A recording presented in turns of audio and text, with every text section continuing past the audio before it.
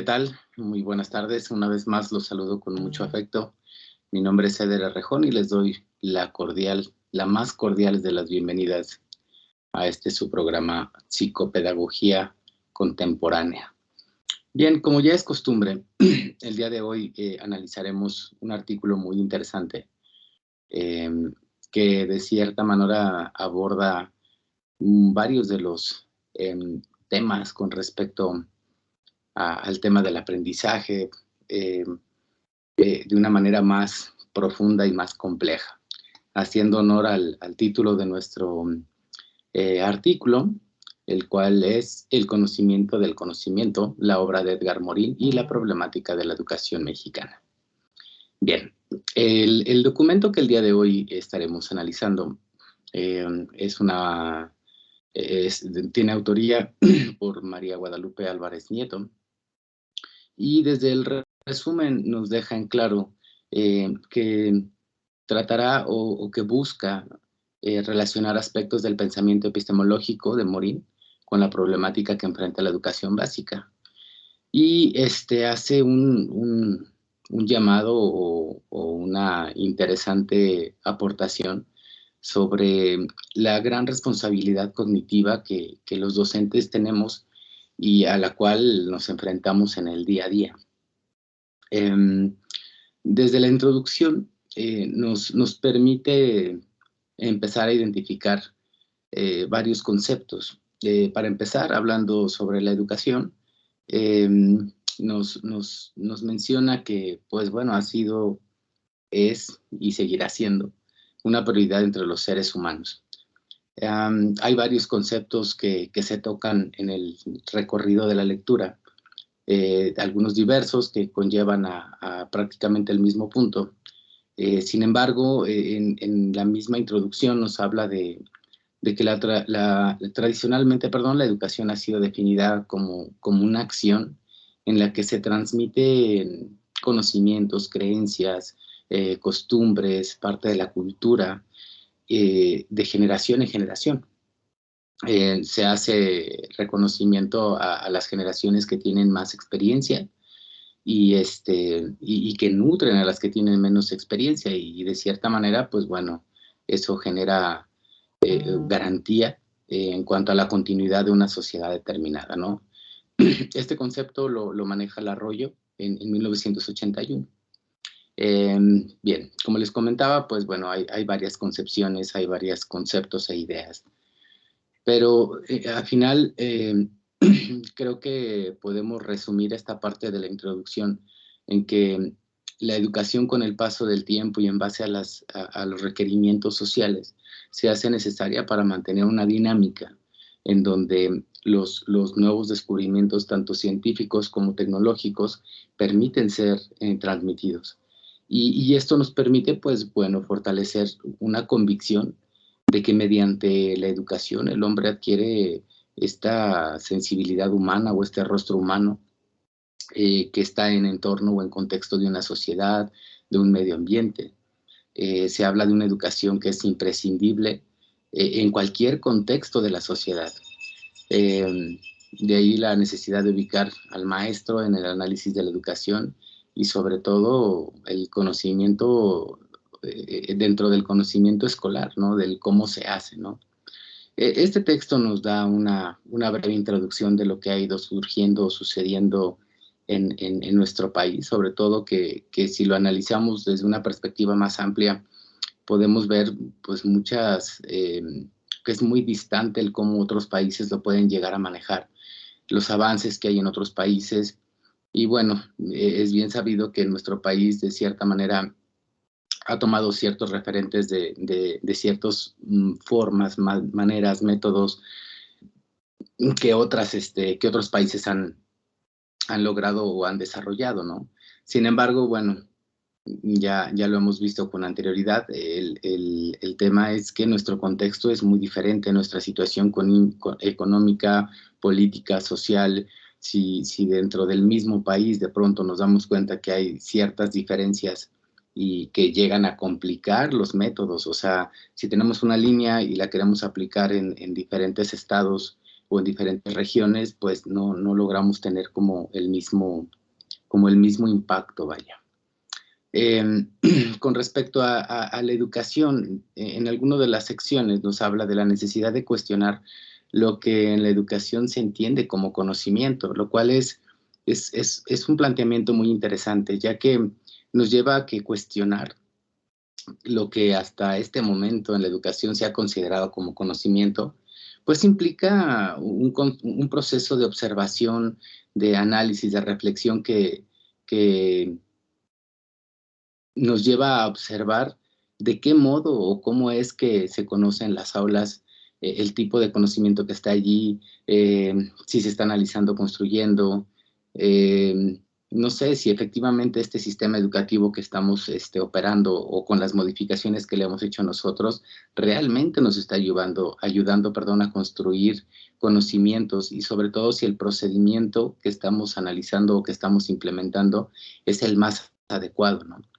De cierta manera, este cuestionamiento nos permite como ver si el conocimiento científico está exigiendo determinadas cualidades en ese sujeto en cuestión o en los alumnos, y si la realización de las actividades sistematizadas y los procedimientos están siendo considerados como parte de este método, este proceso de compartir el conocimiento. Por otra parte, hay otro apartado donde nos habla del desafío epistemológico de la complejidad, lo cual, híjole, es un tema muy amplio, yo creo que lo pudiéramos llegar a complementar de muchas maneras. Sin embargo, nos habla de una dificultad al posicionar al docente en su calidad de sujeto social y de objeto de investigación.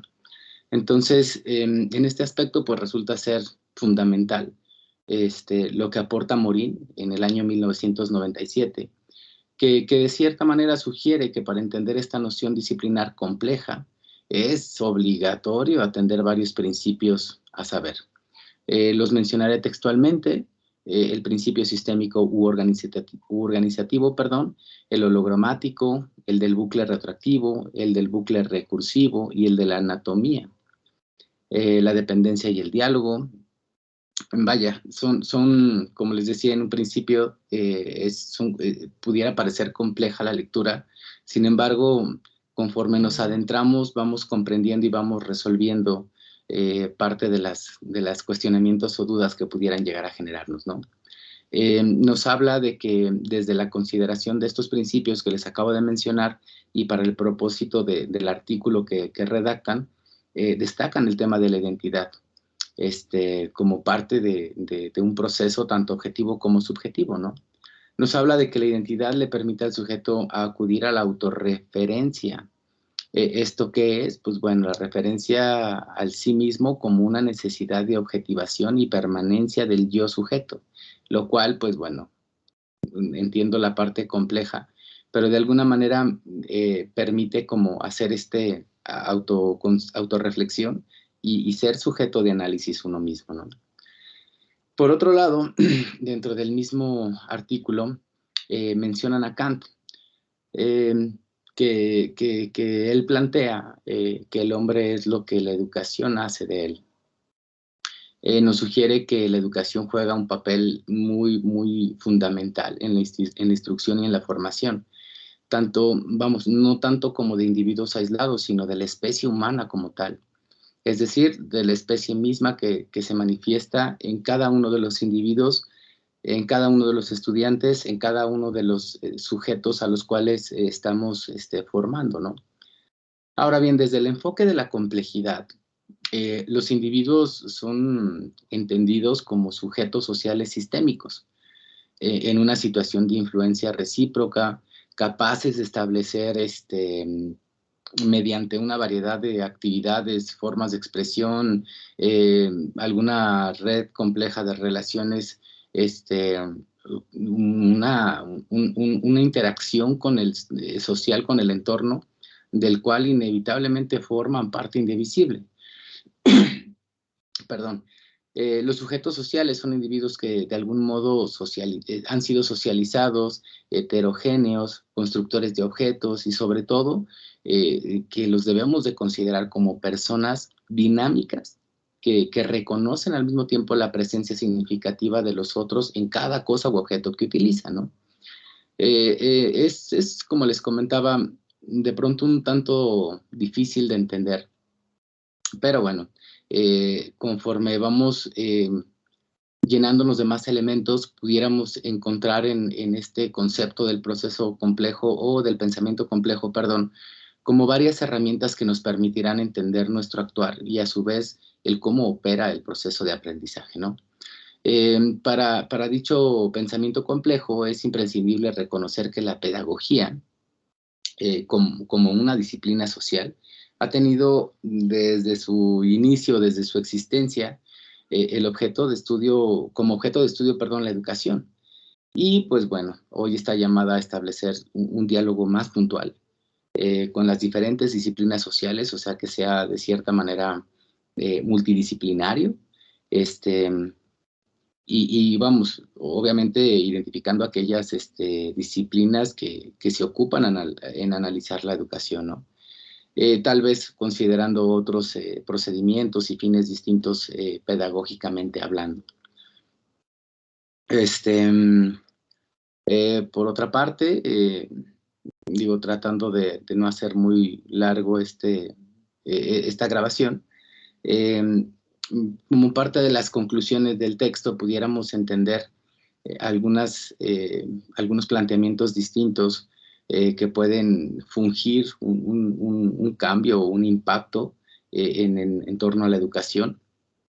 Tal vez las responsabilidades excesivas que se han depositado en los factores de cambio social, en de pronto que nos piden generar evidencia al desconcierto, a la desorientación de la sociedad, etcétera.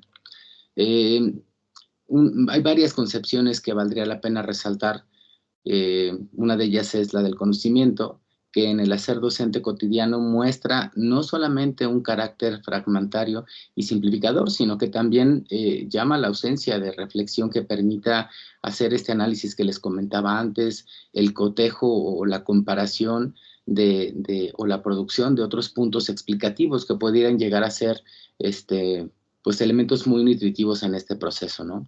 Me gustaría hacer como énfasis en esta parte de que en un texto o en un renglón que menciona, que hace referencia a Morín, que dice que no hay conocimiento sin conocimiento del conocimiento. Me parece muy, muy filosófico y reflexivo el planteamiento.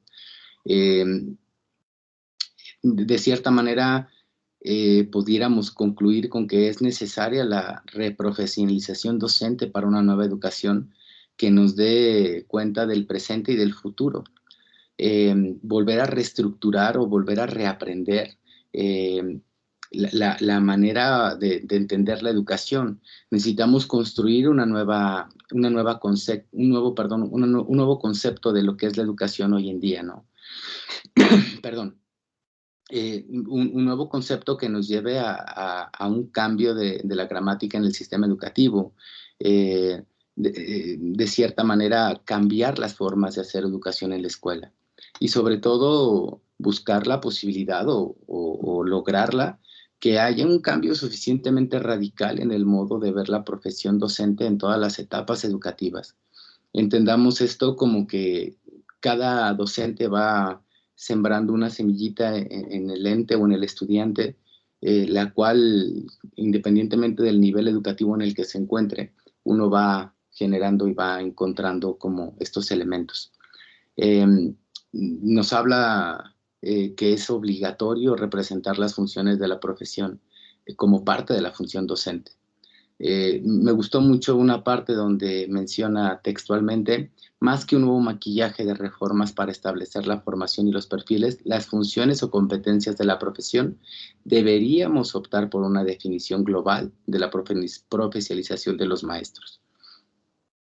Bien, es un llamado a la reflexión como docente, de entender, adoptar estos conceptos en pro de hacer esta reflexión que mencionaba antes, ¿no? El reprogramarnos, el desaprender, el implementar ciertos esquemas o formas o métodos para que de cierta manera tanto se logren los objetivos que nos planteamos como cambiar el esquema que ya tenemos precargado, por así decirlo.